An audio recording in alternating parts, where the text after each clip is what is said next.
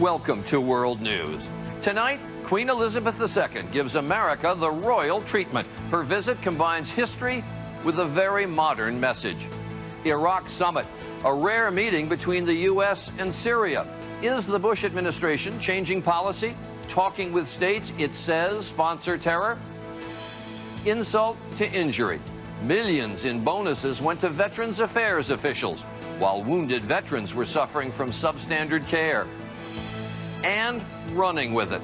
The new racetrack material that might save the lives of horses like Barbara.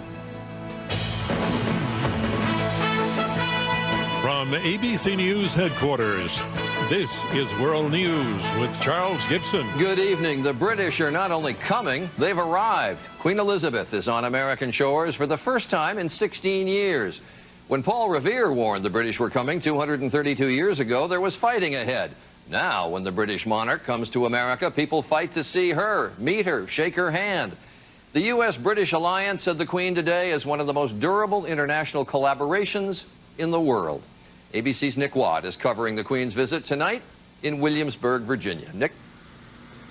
Charlie, one of the Queen's first engagements was a private meeting with the survivors and the families of some of those killed at Virginia Tech. Her way of quietly marking a very recent tragedy. But Charlie, this trip is largely about history. Moments ago, the Queen pulled into Williamsburg, where George Washington massed his troops before their decisive victory over the British. Independence from this Queen's ancestors soon followed. Tomorrow, she'll head to Jamestown to commemorate the 400th anniversary of the first English-speaking settlement in North America. Thousands waited in the rain for the Queen to arrive at the state capitol in Richmond. Britain has been a wonderful ally of the United States and vice versa. And, you know, right now they're the only country in Europe who, you know, is nice to us. 29,000 Virginians entered a lottery to win just 100 coveted front row spots for the Royal Walkabout. Inside, some rare public words from the Queen.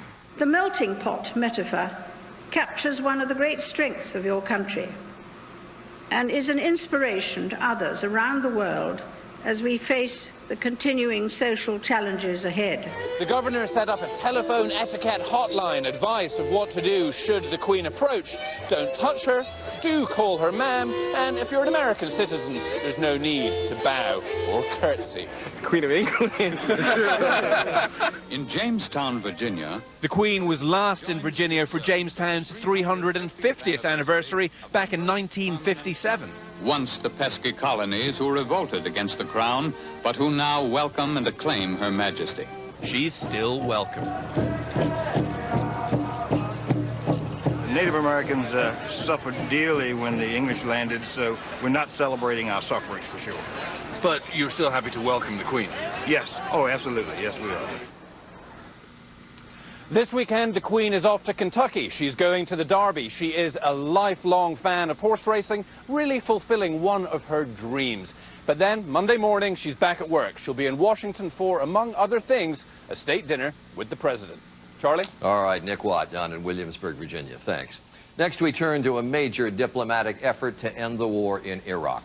Officials from the U.S. and dozens of nations met in Egypt today, but one single conversation got all the attention. Secretary of State Condoleezza Rice meeting her counterpart from Syria. Repeatedly, the Bush administration has said it would not meet with nations like Syria it says sponsors terror. But meet they did today. ABC's Jim Sciutto reports from Sharm el-Sheikh, Egypt. Of the 60 countries represented here, it was a meeting between just two of them, the U.S. and Syria, that marked the biggest change. In an interview with ABC News, Secretary of State Condoleezza Rice called the meeting important. You yourself said in January of this year that direct negotiations, in your words, would put us in the role of supplicant. Why now? It's not a bad chance to remind the Syrians of their obligations, to talk to them about the need to stop the flow of those foreign fighters, the biggest source probably of suicide bombers. Just today, U.S. commanders in Iraq said Syria was making progress, stemming the flow of insurgents across Syria's border into Iraq. Secretary Rice also met briefly with her Iranian counterpart, though her spokespeople went out of their way to downplay the encounter as no more than a hello. Still, the end of the Bush administration's long-term refusal to speak with Syria or Iran is one sign of the urgency felt here.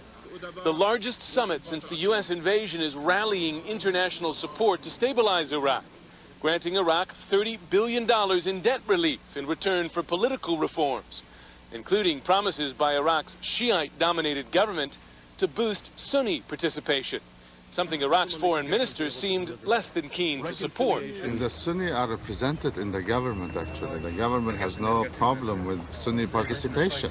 Washington wants to help the Shiite-led Iraqi government, but the Sunni leaders of Egypt, Jordan, and Saudi Arabia do not want to empower the Shiites of Iraq or Iran. They can work with each other if the neighbors want the violence to stop spilling out on them. Iraqi officials now want the U.S. to meet formally with Iran. But tonight, the Iranians and Americans avoided a second meeting, the Iranian foreign minister leaving a dinner hosted by Egypt just as Secretary Rice arrived. Charlie? Jim Sciutto reporting tonight from Sharm el-Sheikh in Egypt. A Pentagon panel warned today that repeat deployments to Iraq and Afghanistan are increasing the risk of mental health problems for U.S. troops.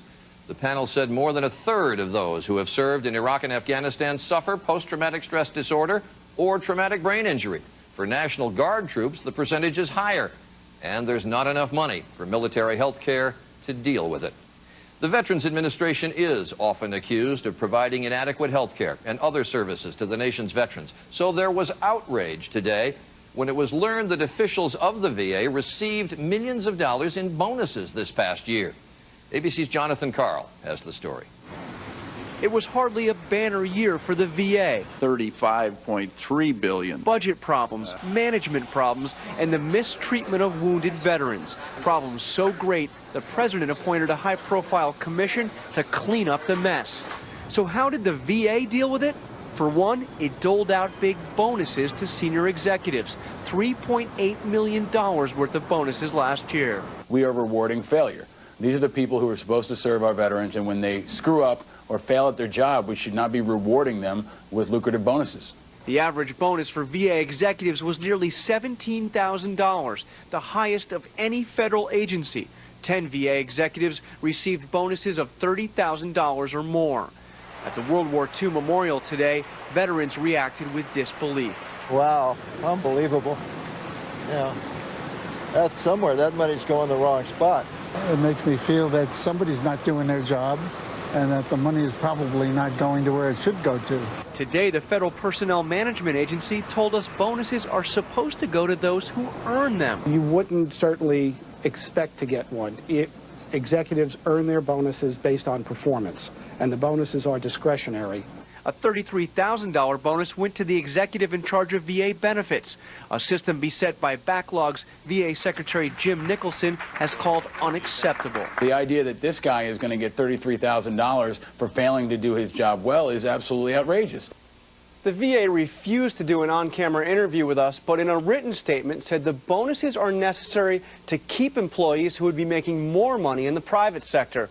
But Charlie, veterans advocates are not buying that. As one told me, if these people were in the private sector, they would be fired. Jonathan Karl reporting tonight from the Pentagon.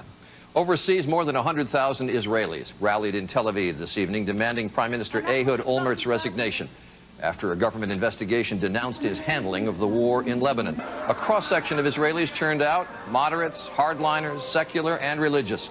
A rare mix reflecting the widespread dissatisfaction with Olmert. But Olmert is trying to hold on. In this country today, we learned that presidential candidate Barack Obama has been given Secret Service protection. He is the first of the presidential candidates to receive it, and our chief Washington correspondent, George Stephanopoulos, is joining me now. And George, you worry a little bit when you hear this. Is this a result of any specific threat or based on general concerns? Because I don't think I've ever heard of a candidate getting Secret Service protection this early. Not this early before, Charlie. No single specific threat, but Senator Obama has received several threats over the course of the campaign, and there's a concern that because he's drawing such large crowds, he's more vulnerable to an attack. So here's what happened. In April, Senator Dick Durbin from Illinois, his colleague, went to the Democratic leader in the Senate, Harry Reid, pressed these concerns. Senator Reid took that to Secretary of Homeland Security Michael Chertoff, who heads a review board that makes this decision. They went through all the variables. They said that Senator Obama deserves the protection. He got it today. But very quickly, both he and his wife have raised concerns about race. Nothing to do with that in this instance?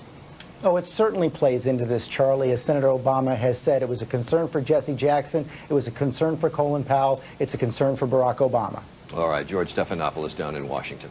Still ahead on this broadcast, the government's strong new warnings on antidepressants, issued despite objections they might do more harm than good. We'll take a closer look at one of the biggest debates in medicine. What's behind a dramatic increase in asthma and allergies, the mounting evidence blaming global warming, and the revolutionary change making one of the oldest sports safer, a legacy of the beloved racehorse Barbaro. This is World News with Charles Gibson, brought to you by Mrs. Dash.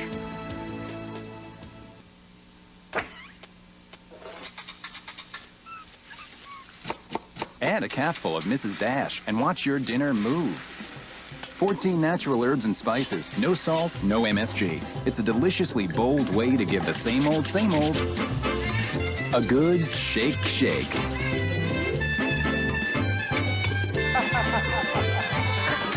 Mrs. Dash.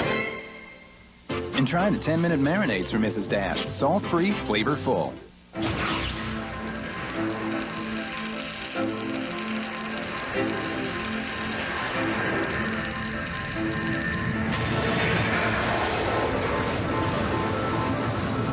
Holes. The advanced technology behind Tylenol Rapid Release Gels. Laser drill design for rapid release.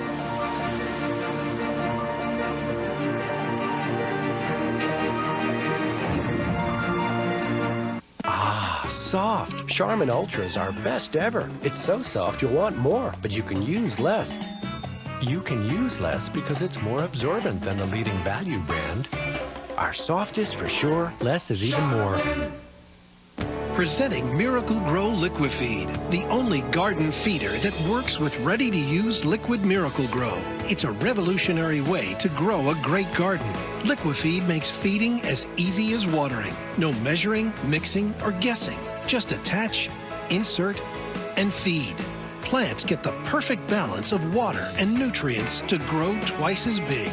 Now, nothing can hold you or your garden back. Liquifeed from Miracle Grow. I've lived here all my life. I'm not going anywhere. I've made arrangements for assistance if I need it. I'm a realist. I know I'll be old one day. Long-term care coverage from Mutual of Omaha Insurance Company. People will do just about anything to keep from having to eat to get their fiber. That's why we've worked hard to develop things to help them. The famous fiber patch, that was mine. Fiber Pops, the near award winner. Fiber optics, fiber. And Bill, he's part fiber.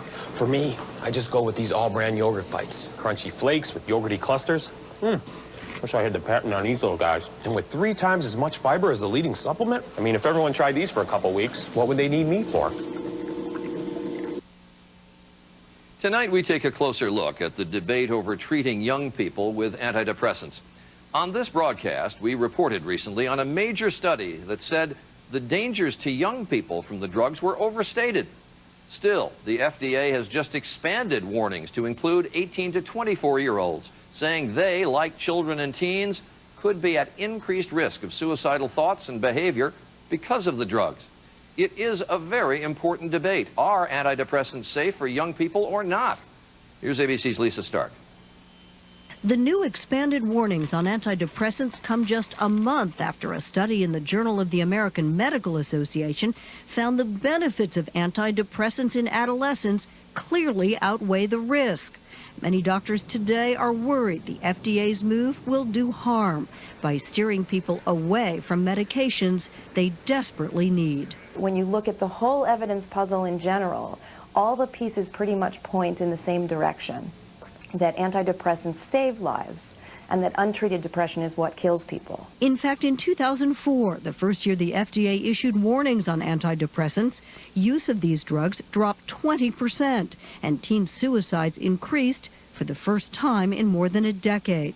Still, the FDA defends its decisions to issue the black box warnings. The risk of suicidal thoughts and behaviors in children on these drugs is about 1 in 100 patients. I don't feel bad that we told people the truth about what the drugs do. I mean, that's our job, and it's the company's job to do it. Hannah Stotland says antidepressants saved her life. I'm concerned that anything that the government does to increase people's fear of psychiatric medications might discourage some people from seeking treatment that could save their lives. The FDA insists it's not telling patients to avoid antidepressants, but to use them carefully and with close monitoring by doctors. It's a highly emotional debate. Dr. Andrew Leon sat on the panel that advised the FDA to expand the black box warnings. He concedes it may be years before we know whether this action ultimately benefits or hurts those fighting depression. This action by the FDA could actually result in a very large public health experiment. One that doctors can only hope will help patients balance any benefits of these drugs with the risks. Lisa Stark, ABC News, Washington. And if you have questions about giving antidepressants to young people, our medical unit is ready to answer them. That's at our website, abcnews.com. Coming up, the allergy and asthma spike being blamed on global warming.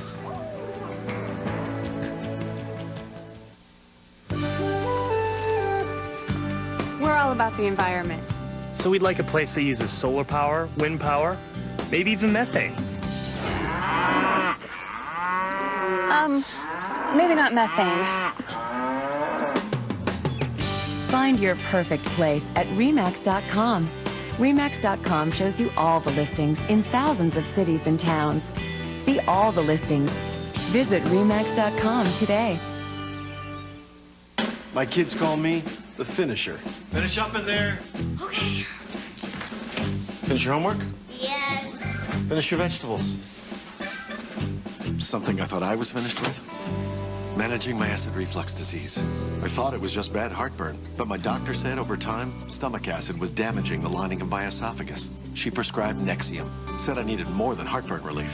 My esophagus needed repair. One prescription Nexium pill a day not only relieves my heartburn, it healed erosions in my esophagus. So I don't just feel better, I am better. My doctor did say headache, diarrhea, and abdominal pain could be side effects of Nexium, and other serious stomach conditions may still exist. Talk to your doctor about Nexium, the healing purple pill, and find out if a free trial is right for you. I tell him you shouldn't do anything halfway. Let's finish up. If you're without prescription coverage and can't afford your medication, AstraZeneca may be able to help. Now you can choose your perfect summer radiance. New Aveeno Continuous Radiance Lotion lets you customize your color with dial technology. The soy formula and a gradual color booster enhance your natural skin tone. Get summer radiant skin anytime. New Continuous Radiance. Hi, I'm Tony Santori, and this is my story. I love cooking for my family. I love cooking for my friends. Mostly Italian food. That's my passion. I love to get in there and really do it up right. I like to flip it. I like to make a show out of it. I have arthritis in my shoulders. It stopped me from cooking for a long, long time.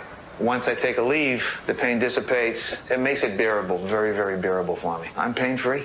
I'm up there with my pots and pans, stirring everything, flipping everything. The league gave me my Italian back. I got news for you. Now I'm out there doing everything I want to do. Look at all this room! It's an enterprise rental heading toward a weekend adventure at 50% off. That's Friday to Monday, 50% off. Most cars, most weekends, most neighborhood locations. Pick Enterprise. We'll pick you up. Tomorrow, the sign on this small church says all are welcome. Now, a registered sex offender is sorely testing that principle. It ripped us apart. It's a wrenching test of faith. Tomorrow on World News with Charles Gibson. In Texas today, much of the state was belted by severe storms for a fourth straight day. Tornadoes, flooding rains, lightning, and winds of 100 miles an hour have made a mess across a wide stretch of central Texas. At least 3 people have been killed, and about 200,000 homes around Dallas had no power today. There is intriguing new evidence about what is behind an increase in two of the most common health problems, allergies and asthma. It's no mystery that such respiratory problems can be triggered by the weather, but what about weather changes on a global scale? Here's ABC's Bill Blakemore. It's a montage of misery. Sneezing, dripping, eye-watering, and worse, there's more of the dangerous asthma that's closely linked to these allergies. They cause a lot of pollen suffering. What's going on? We asked an allergy doctor. What we're seeing is a super mega pollen burst. It's the first time I've seen young people, elderly people coming in saying, Doc, I've never had this before. This is something new. We've seen increase in asthma doubling from 1980 to 2004. Why? We're seeing more pollen production, probably as a result of greenhouse gases, global warming. There's now new evidence for that in U.S. cities, which are typically warmer than the countryside. 75 degrees Fahrenheit.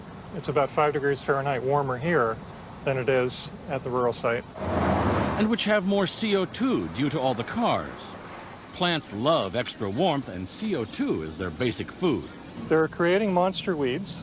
Scientist Louis Ziska of the U.S. Department of Agriculture has found the higher CO2 and temperatures in cities makes weeds grow faster and produce much more pollen, and even makes pollen-producing trees grow much faster. Here's an oak tree that's 7 to 8 foot tall. Scientists say that since average temperatures and CO2 levels have both been going up in the past few decades, all part of climate change, that may help explain why the misery index has been going up too. They're also investigating other possible causes such as new molds and pollutants.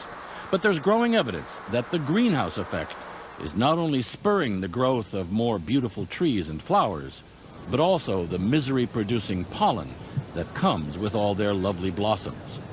Bill Blakemore, ABC News, New York. One of America's great space pioneers died today in October 1962. With America locked in a great space race with the Soviets, Wally Schirra blasted off, becoming this country's third astronaut to orbit the Earth. He said from his Mercury capsule, "I'm having a ball up here drifting." But he knew as well it was serious business.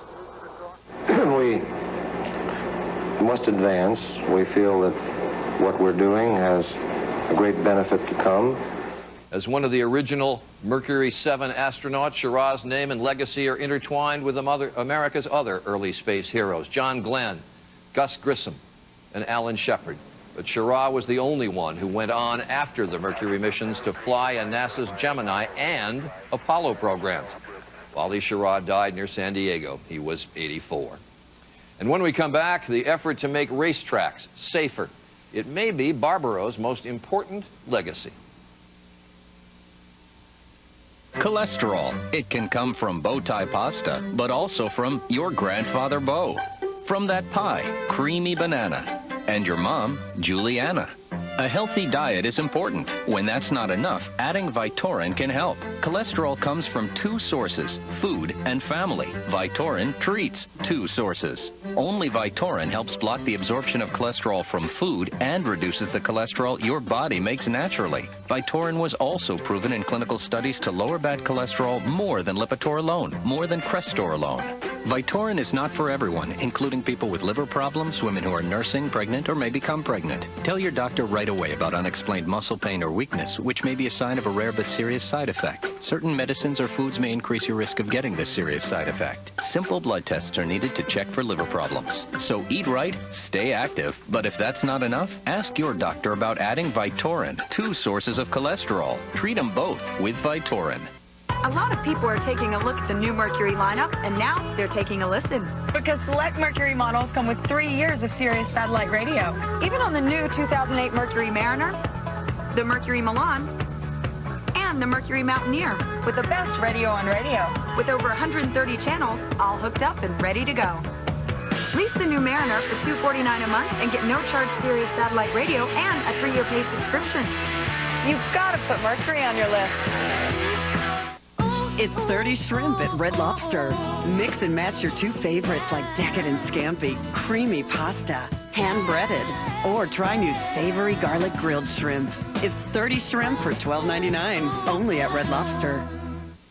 If pain is keeping you from sleeping at night, but you're afraid to take prescription sleep aids, you should know Tylenol PM is different. And when used as directed, it has not been shown to cause dependency. Don't you wish your mouthwash could kill germs without the burn of alcohol? Crest Pro Health, like the leading mouthwash, kills 99% of common germs that can cause bad breath, plaque, and gingivitis, but without the burn of alcohol. Crest Pro Health. I've lived here all my life. I'm not going anywhere. I've made arrangements for assistance if I need it. I'm a realist. I know I'll be old one day. Long-term care coverage from Mutual of Omaha Insurance Company.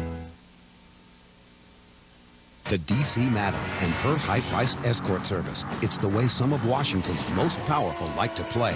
Now, Friday, she tells all. I'll bring every last one of them in. Plus, 2020's at it again. This is a scam. Taking on some of the biggest myths out there. Friday. It's the shocking video and arrest everyone's buzzing about. She was pulled over speeding to the hospital because... But this policeman shows her no mercy. Now you're going to jail. Tomorrow, she tells her story for the first time, only to Good Morning America.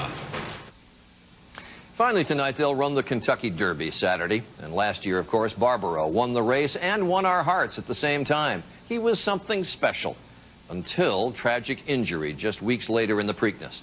Now, many racetracks have installed a new racing surface designed to save horses like Barbaro.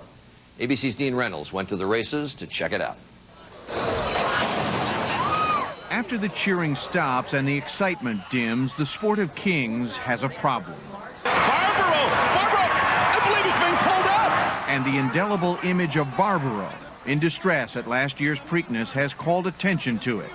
It's estimated there are about 2 fatal injuries on horse tracks in the United States every day. Leg fractures mostly, and increasingly, the sand and clay tracks are being blamed. It's hard and then soft, hard and then soft. You're going to turn an ankle, twist an ankle, may possibly even break an ankle. So officials at Keeneland Racetrack in Lexington, Kentucky made a $9 million bet on a new surface called Polytrack. It's made up of fibers, rubber, and silica under a waxy coating, a combination with more spring than sand. Easier on their legs, their shins, their ankles, their knees. The synthetic doesn't kick back into the faces of horses as much, and it drains easily, so the surface is never sloppy. Derby challenger Dominican likes it. It is easier for the horses. I mean, they're covering the ground a lot more easy. So more horses have a shot at winning. The Polytrack creates tremendous entertainment for the public because the race is not over until the wire. You just don't know who's going to win. Trainers, including Barbaros, seem to think synthetic is the way to go. Do you think it'll save horses?